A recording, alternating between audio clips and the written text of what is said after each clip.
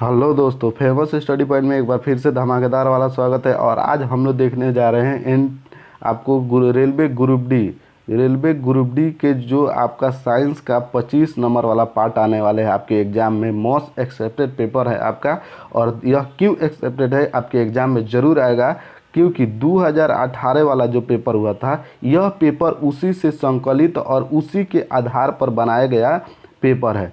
तो चलिए ज़्यादा देर न करते हुए हम लोग क्वेश्चन की तरफ बढ़ते हैं। चलिए, कह रहा है पहला क्वेश्चन, किस दर्पण की फोकस दूरी ऋणात्मक होती है? आपको बताना है समतल दर्पण, अवतल दर्पण, उत्तल दर्पण, और इनमें से कोई नहीं है। तो आपका राइट आंसर हो जाएगा अवतल दर्पण है, जिसकी फोकस दूरी ऋणात्मक होती है। नेक्स्ट क्वेश्चन पे चलते हैं। नेक्स्ट क्वेश्चन कह रहा है आपको आपका रहा है दर्पण की फोकस दूरी एफ।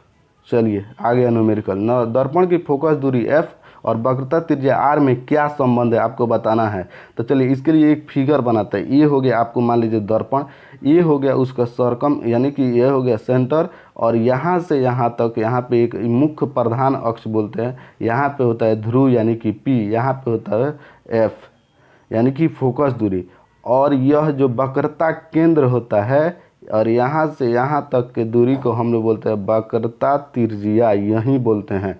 तो देखिए, तो ध्यान से, जो ई दिख रहा है आपको, ई दिख रहा है, ये क्या इसका आधा नहीं है, हाफ नहीं है? तो वही ना बोल रहा है एफ क्या है, तो आर का आधा है, आर का आधा। राइट आंसर हो जाएगा एफ बराबर r/2। चलिए नेक्स्ट क्वेश्चन पे चलते हैं। नेक्स्ट क्वेश्चन आपका क्या कह रहा है, मानव आँख की रेटिना द्वारा बनाई गई छवि होती है। आपको बताना है जो मानव आँख के द्वारा बनाई गई छवि होती है, आभासी और सीधा, उल्टा, वास्तविक उल्टा, आभासी उल्टा, वास्तविक सीधा। तो राइट आंसर की बात करते हैं यहाँ पे, तो आपका राइट आंसर क्या हो जाएगा, तो वास्तविक और उल्टा हो जाएगा। नेक्स्ट क्वेश्चन पे चलते हैं।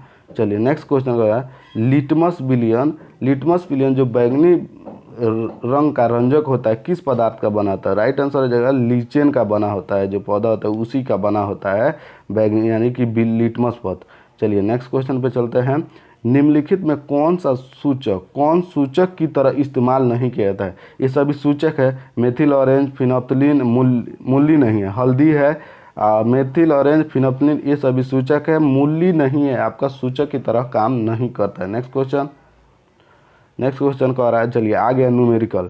चलिए अब इस न्यूमेरिकल को बनाना, आप एक लाइक इस न्यूमेरिकल के लिए जरूर दीजिएगा। चलिए, कंपन कर रही वस्तु का समय अंतराल दिया गया है, तो तरंग की आवृत्ति, अगर आपको आवृत्ति बराबर पता हो तो आप इस क्वेश्चन को सॉल्व कीजिएगा।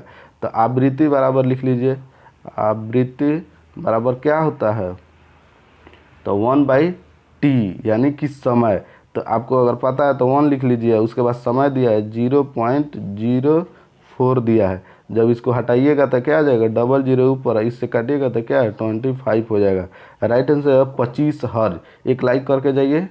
चलिए नेक्स्ट क्वेश्चन की बात करते हैं। आपको कह रहा है एक माध्यम में ध्वनि तरंग दर कितनी है जिसकी आवृत्ति इतना और गति इतना? अगर आपको ध्वनि की चाल पता हो तो आप इस क्वेश्चन को कर पाइएगा।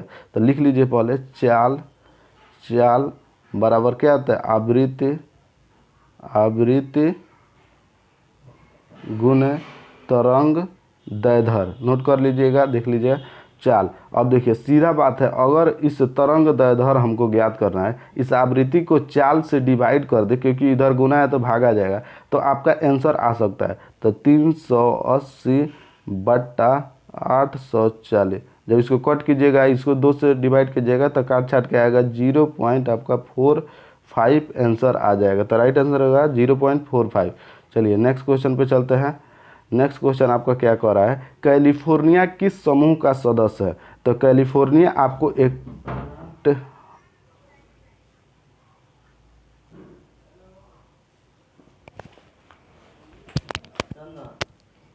होगा,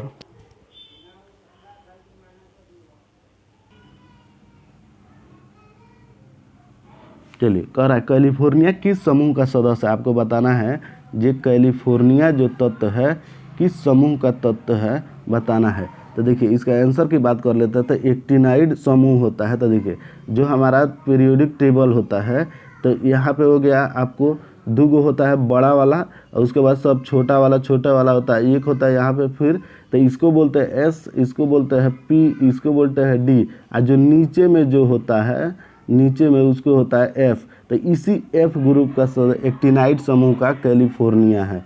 चलिए नेक्स्ट क्वेश्चन बात करते हैं। उस पद का पहचान करें जो निम्नलिखित समूह से संबंधित नहीं है। और तो देखिए जो हमारा इसमें आपको छांटने के लिए क्या करना है, नियॉन है, प्लेटिनम है, आर्गन है, क्रिप्टॉन है।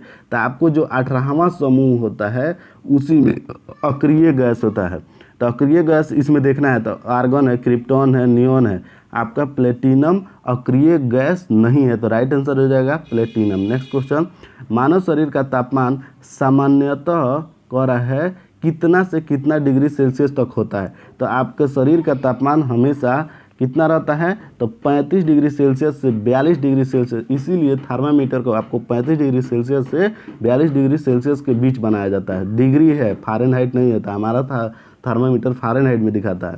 चलिए नेक्स्ट क्वेश्चन पे चलते हैं।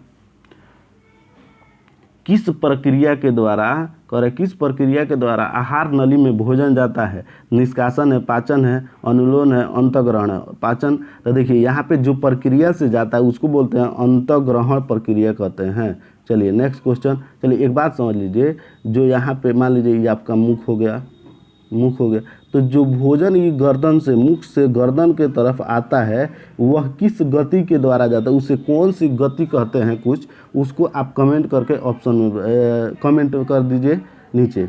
चलिए नेक्स्ट क्वेश्चन की बात कर लेते हैं। मान यहाँ पे ही नहीं होगा।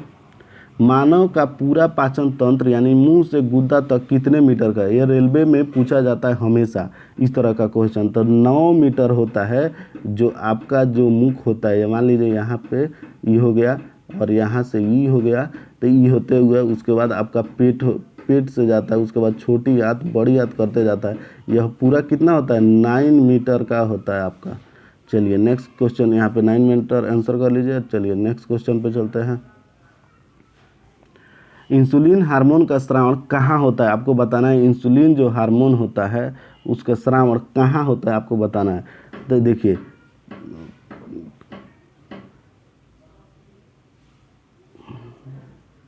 इंसुलिन हार्मोन का स्रावण कहाँ पे होता है? तो राइट आंसर हो जाएगा अग्न्याशय। याद रखिए अग्न्याशय एक मात्र ग्रंथि है जो मिक्स ग्लैंड है, यानी कि मिक्स ग्रंथि। इसे कौन पूछेगा आपसे, मानव शरीर में मिक्स ग्रंथि कौन है? तो अग्न्याशय है। अब चलिए बात करें अधिवृक्क कहाँ पे होता है। चलिए इसको लोकेट करके देखते हैं। मान लीजिए ये आपका मस्तिष्क है, ये आपका इधर हो गया, ये आपका पेट हो गया, ऐसा ये हो गया। तो देखिए यहाँ पे देखिए, तो पीयूष ग्रंथि की बात करते हैं, यहाँ पे होती है पीयूष ग्रंथि। अग्न्याशय कहाँ पे होती है? यहाँ पे होती है अग्न्याशय ग्रंथि। उस थायराइड कहाँ होती है? थायराइड आपके गले में होती है। और अधिवृक्क कहाँ पे है? यहाँ पे जो किडनी होता है इसके ऊपर, यहाँ पे भी और यहाँ पे भी होते हैं अधिवृक्क। पीयूष ग्रंथि को मास्टर ग्लैंड भी कहते हैं। इसका भी मास्टर कौन है? हाइपोथैलेमस होता है इसका मास्टर। चलिए नेक्स्ट क्वेश्चन। एंजियोस्पर्म के प्रजनन भाग कौन सा होता है? कह रहा है एंजियोस्पर्म के जो प्रजनन पौधे जो प्रजनन करते हैं वह किस भाग में होता है? तो राइट आंसर हो जाएगा आपका पुष्प। चलिए यहाँ पे क्वेश्चन 15 ही है आज। अगर आपका रिस्पांस अच्छा आता है तो इस क्वेश्चन को और ज़्यादा आगे तक बढ़ाकर यानी कि 25 कर दिया जाएगा। अगर आप अभी भी आपको वीडियो से कुछ लाभ मिल रहा है तो आप प्लीज़ वीडियो को शेयर कर दीजिए और चैनल को सब्सक्राइब और एक लाइक छोड़ के ज़रूर जाइएगा और कमेंट भी छोड़ के जाइएगा, क्योंकि हमें मोटिवेशन मिलता है। चलिए मिलते हैं नेक्स्ट वीडियो में। Have a nice day. Thank you.